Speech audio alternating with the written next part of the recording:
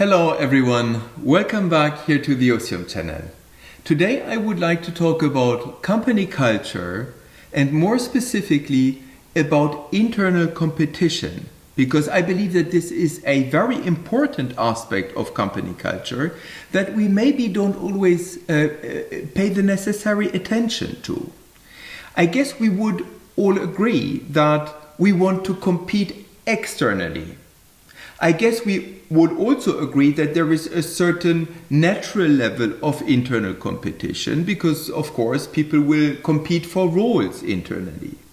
But I guess you are also aware of certain organizations, as I am, where there is a very high level of internal competition, and I would call this the exacerbated internal competition. And on the other extreme, there are certain organizations which are very consensus oriented and where there is a lack of actually competition. So that means that there is probably a middle ground, and I would call that middle ground the healthy internal rivalry. I believe that it is in this middle ground that we can have the highest level of cooperation in the organization.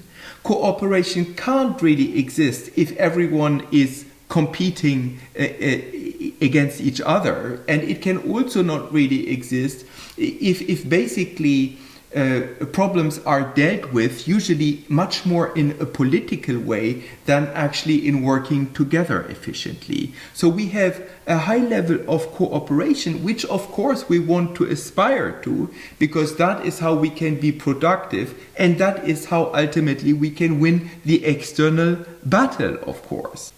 If we find out that we want to address it, I believe that there are 5 areas for action that should be considered.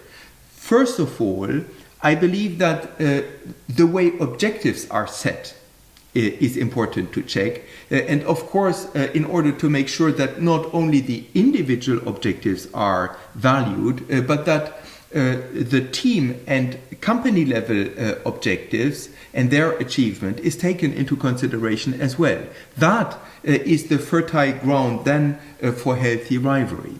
I believe that the way achievements are recognized is also very important. Is there a way to celebrate team and company level achievements? Are people proud of what they have achieved together and happy to celebrate this?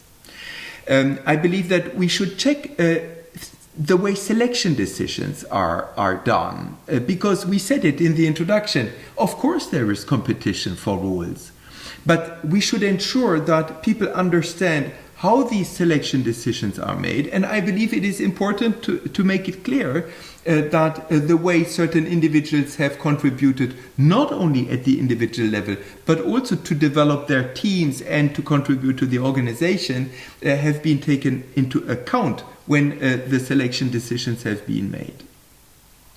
I think that leadership plays a fundamental role, and we know that if we want to move away from pure command and control, which is usually the only way to survive in the 2 extremes of competition and of consensus, if we want to move away from that single-minded leadership mode and actually allow leaders to really also support their teams and create an engaging environment, that will actually certainly foster that healthy rivalry that we aspire to, and robust organization design with simple and flat organizations with clear processes and robust governance where roles and responsibilities are sufficiently well defined so that people in the organizations know precisely enough what is expected from them, but where they have enough room also to bring themselves in.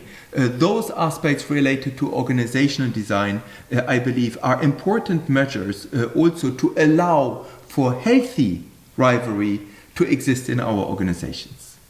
I hope that all of that can be thought-provoking and that you have found it interesting. If it is the case, please don't hesitate to comment on it in the section below, to share the video or to put a thumbs up, and please subscribe to my YouTube channel for more. I say goodbye and hope to see you soon here on Osium.